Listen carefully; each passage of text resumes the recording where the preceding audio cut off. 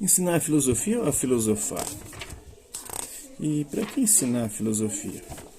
É bastante comum encontrarmos no debate sobre o ensino da filosofia longas discussões em torno de se saber se ensinamos a filosofia como produto do pensamento, conhecimento sistematizado ao longo dos séculos, ou filosofar, isto é, o processo do pensamento filosófico. Essa distinção vem pelo menos desde Kant, que na Crítica da Razão Pura propõe que uma coisa é o processo da filosofia, o filosofar, e outra é bem diferente o seu produto. O verbo, sempre no infinitivo, assinala o processo. O substantivo define o produto. Em sentido kantiano, a filosofia não pode ser ensinada porque ela, enquanto ideia de uma ciência possível, sempre é inacabada e, portanto, não pode ser aprendida nem apreendida. Podemos aprender a história daquilo que foi pensado, mas isso não é aprender filosofia. Para o filósofo alemão, que, diga-se de passagem, foi professor de universidade de filosofia por quase toda a sua vida, só é possível aprender a filosofar, isto é, exercitar o talento da razão, para usarmos suas próprias palavras. O estudo da história da filosofia pode nos dar uma dimensão daquilo que os filósofos produziram, mas não dá a dimensão do processo da filosofia. Este tema foi analisado com mais profundidade por Lídia Maria Rodrigo no texto Aprender Filosofia ou Aprender a Filosofar, a propósito da tese kantiana, publicado em Galo, Danelon, Cornell, Ensino de Filosofia, Teoria e Prática, no qual procura desfazer os mal-entendidos em torno das afirmações de Kant no debate brasileiro contemporâneo.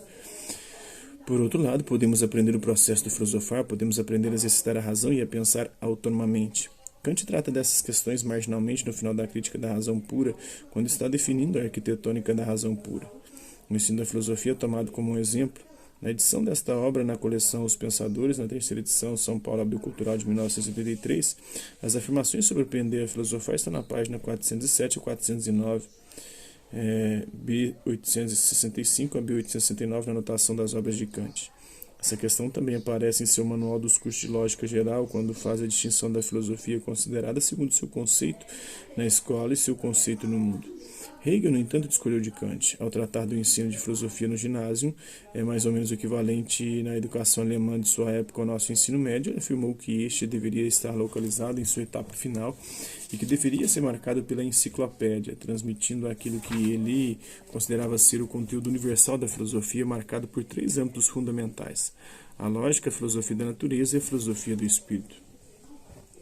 A este respeito, consultar nos escritos pedagógicos de Hegel o texto acerca da exposição da filosofia nos ginásios de outubro de 1812. Com relação ao método deste ensino, o filósofo critica abertamente a noção pedagógica corrente, desde Kant, claro, de que o ensino do filosofar prescinde dos conteúdos filosóficos, afirmando, em tom de pilhéria, que isso significa mais ou menos: deve-se viajar e sempre viajar sem chegar a conhecer as cidades, os rios, os países, os homens. Está nos escritos pedagógicos de Hegel, na página 139. Acrescenta que, da mesma maneira que só se viaja realmente quando se conhece uma cidade, depois um rio, depois outra cidade, e assim por diante, quando se conhece o conteúdo da filosofia, não apenas se aprende a filosofar, mas já se filosofa realmente. Concordamos com Hegel na afirmação de que a lógica da produção filosófica é mais complexa e dialética que a distinção analítica entre processo e produto. A própria prática da filosofia leva consigo o seu produto e não é possível fazer filosofia sem filosofar, nem filosofar sem fazer filosofia. Nesse sentido, não é possível ensinar a filosofia os produtos da história sem, ao mesmo tempo, ensinar a filosofar o processo do pensamento. Da mesma maneira que não é possível ensinar a filosofia sem ensinar a filosofia, ensinar a filosofar sem ensinar a filosofia. Porque a filosofia não é um sistema acabado, nem o filosofar apenas a investigação dos princípios universais propostos pelos filósofos. Essa distinção entre ensinar a filosofia e ensinar a filosofar precisa, pois, ser superada e abandonada pelos professores. O que ela fez entre nós foi embasar duas posições complicadas: a de afirmar o ensino de filosofia baseado em habilidades e competências de pensamento, esvaziado de conteúdo, quando se põe ênfase no processo do filosofar.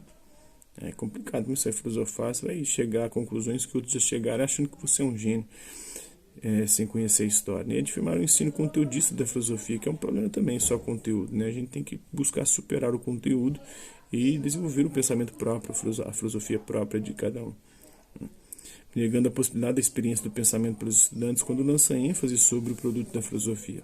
Como temos afirmado aqui, nossa proposta consiste em um ensino de filosofia em que cada estudante tem a possibilidade de experimentação do pensamento filosófico. Mas isto não prescinde de forma alguma do conhecimento dos conceitos, de como eles foram produzidos historicamente por filósofos de carne e osso e que viveram o seu tempo e enfrentaram seus problemas. Depois do percurso desenvolvido até aqui, podemos reafirmar Queremos ensinar a filosofia investindo na possibilidade de que os jovens brasileiros possam experimentar a filosofia. O ensino de filosofia como possibilidade da experiência filosófica. Qualquer outra justificação para o ensino da filosofia nos parece inócua, inoportuna e natural. Ensinar a filosofia para que cada um possa pensar filosoficamente, pensar por si mesmo. Frente a essa tomada de posição teórica, política e prática em relação ao ensino da filosofia, queremos agora apresentar 3 grandes desafios para os professores que conosco concordarem e desejarem somar fileiras neste trabalho, nesta militância. Então, esse é um trecho dessa obra, Ensinar a Filosofia, um livro para professores. Espero que vocês tenham gostado do vídeo. Quem curtiu, dá um like, não curtiu, dá um dislike. Hasta lá, vista, até a próxima.